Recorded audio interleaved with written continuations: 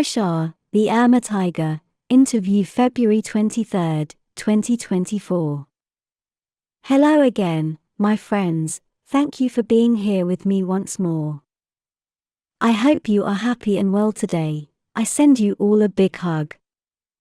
I am Mari. This information can be seen as science fiction, or as the viewer sees best, and I post it for entertainment purposes only. Still, I take my information very seriously, and for whoever has eyes to see. For those of you who are new here, Arishah, or Ari in short, is a 300 kilogram, over 3 meter tall Urmah orange tiger, who is one of the communications officers on board the starship Avyon 1, currently in low Earth orbit. This is not my first interaction with him, and it will not be my last. These are only a few of the many questions you sent, and they will be enough to cover many future videos with Ari's answers, because it is impossible to place many in a single video, so thank you for understanding. I am doing as much as I can here. I interviewed him on the evening of the 23rd of February, 2024, via video conference, through a big 3D screen, in a workstation which is part of Starship Toleka's CIC, Intelligence and Communications deck.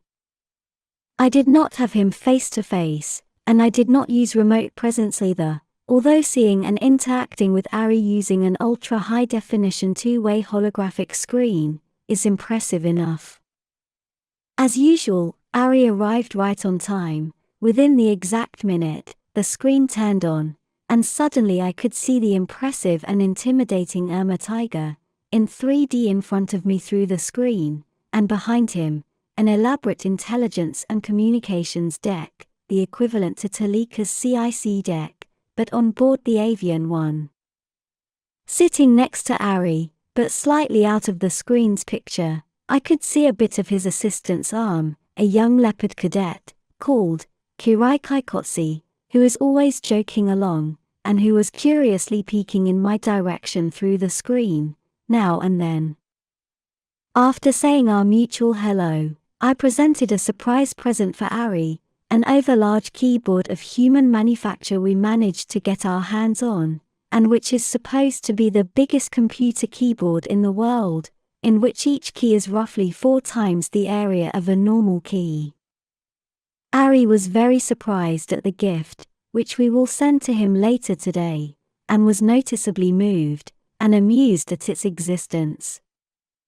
He said thank you like 20 times, to me and to my Taygeta team who made the existence of the keyboard possible, and all this while Kirai was peeking and looking all the time, very interested in the artifact, while he accommodated his 2 paws as if he were typing, imagining he had it there with him. This gift opened the first question of my interview. Ari, do you still consider the possibility of having your own YouTube channel? Following your example, I would like to open a YouTube channel very much, so yes, I still do consider it a possibility. However, there are many problems to solve first. As I have told you before, our hands are not fit for typing on a human-made computer efficiently. Our fingers are short and wide, and our claws are always in the way. Yet I will give typing a try with the new enlarged keyboard you gifted me. Thank you. We are under the same Federation restrictions as you are, which means we cannot talk, and we cannot share images, so typing is the only means of communication. As you know, connecting our computers to human digital ones is not only an interface nightmare, it is also illegal, according to the Galactic Federation. Typing human letters is slow for us, and insufficient for elaborate direct messages, and that's also one of the reasons why we decided to share our points of view through you and your channel. Thank you, Ari. This leads to my second question. Was it your Urmah people who developed cuneiform writing? I understand that there is more than one type of cuneiform writing, and yes, On Earth, at least the Sumerian most used version is based on Urmah writing and lettering.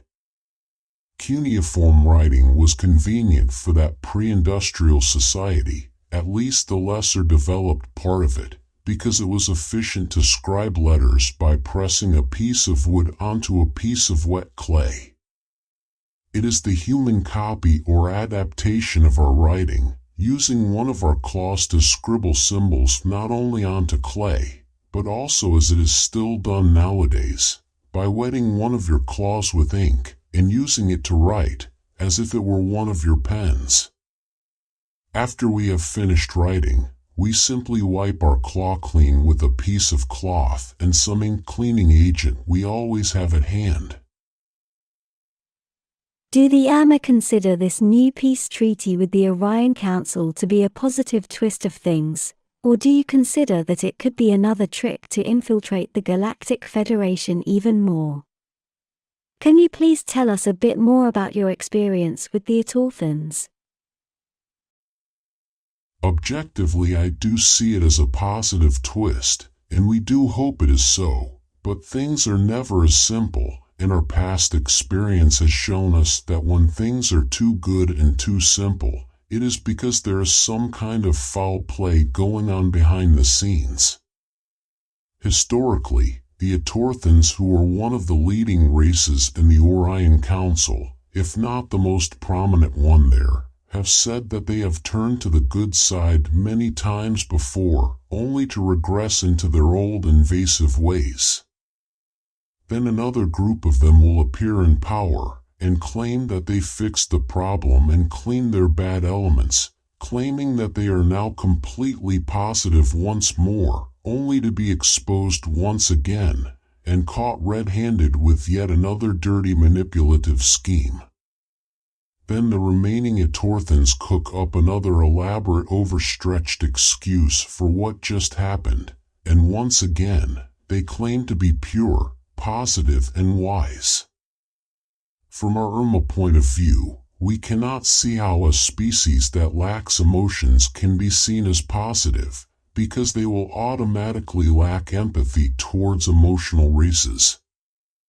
At the same time, they justify their actions with cold logic, which only obeys their interests, while they impose it on the emotional races, on the premise that logic dictates that it should be so. Emotional races such as Lyrians and Urmah do not and cannot follow logic without emotions, knowing that emotions also have a logic of their own. Therefore, the concept of logic for the Authorthans and similar non-emotional races is incompatible with ours and the one of Lyrians, like you. The Authorthans have disrespected their own word too many times to be trusted. They must know that anywhere they go outside their stinking dirtbag den of a planet, we will be there monitoring their actions, and they know very well that their beloved logic dictates that they better not piss off any Urmah. While Ari was saying these words, Kirai the leopard was making funny, long Authorthan-like faces, from behind and to one side, making fun of them. Next question for Ari. Do you think the Cabal could implement another false bug event on Earth, for mind control purposes, shortly? We think this year has a high possibility of them implementing their horrible show again. There are signs everywhere that they are cooking up another bug story.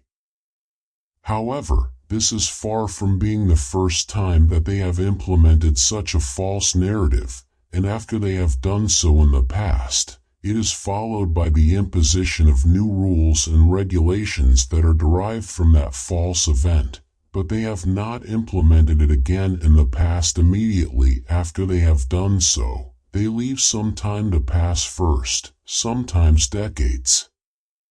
Two examples of those same false bugs are the 1918 one, and then again in 1979. I know we cannot say the names here. They count on humans forgetting what they just did to them, so they may not implement one with the same strength as the last soon, but we cannot know for sure. Yet, they still may implement another variant of their scheme again this year or soon. Please be vigilant and highly skeptical. Next question. In what ways do you supervise Urmah starseeds, and how can anyone on Earth know for sure that they are one? We monitor our starseeds using technology from space, in orbit, and using drones, much like yours. And we also monitor our starseeds telepathically. At this time, and because of the Galactic Federation's rules you all know, we have no other means for communicating with our starseeds more directly, other than appearing openly in front of them, and in person, which has happened before, although not commonly so. We know where they are at all times, and what they are doing, although the help we can provide them directly is not much. They are mostly operating down there alone, under their own guidance and wisdom, fearlessly. After all, they are Urmah too. One of the main characteristics of being on Earth is the uncertainty of your true identity, so the only ones who can decide if they are Urmah in a human body or not are each one of you starseeds. It is a personal conclusion you must arrive at by yourselves, because of your affinity with what characterizes our people. You must be strong and Urmah enough to take that responsibility onto yourself. You simply know that you are one of us, but knowing is not enough. You must also act like one, independently of the skin you are wearing. Be fearless, be feline and wise. Take action with strong, unshakable ethics and conviction to become unstoppable. Persevere in all your actions, and against all odds. The next question is: how can people on Earth with a strong affinity with the Urmah help you? We are strong and independent people of the greatest culture in the galaxy. We don't need anything other than a hug from you all. We are well off up here in our ship, and we get everything we need from our supply ships. Yet there is something very important you can help us with. Please help and take care of all felines on Earth, especially those little ones who share your houses. Those you call house cats. They are us there. They are our starseeds, our souls on Earth. They are us. Do not let their small size fool you. And many of those do need a lot of help, because there is a lot of unfair stigma against felines on Earth, precisely because the cabal who is sponsoring all that cruelty knows they are Urmah in a little body. That is what you can do to help us directly. Do you have house cats, the little ones, on your planets, and are they your pets? We do have them, of course, we do, and their star origin is planet Avyon in the Vega star system in the Lyra constellation, as we are. We know that they are family, and they are like our little cablings who never grow up, and they consider us their parents, protectors, and providers. More than pets, they are simply family. And we have many of them on board the starship Avyon 1, here with us. The Ari interview will continue in the next video. I cannot make this one longer, or I will not be able to publish it for tomorrow. Thank you for watching my video, and for liking, sharing and subscribing. I appreciate it a lot. And I hope to see you here next time. Take care. With much love, your friend, Mari Swaruu.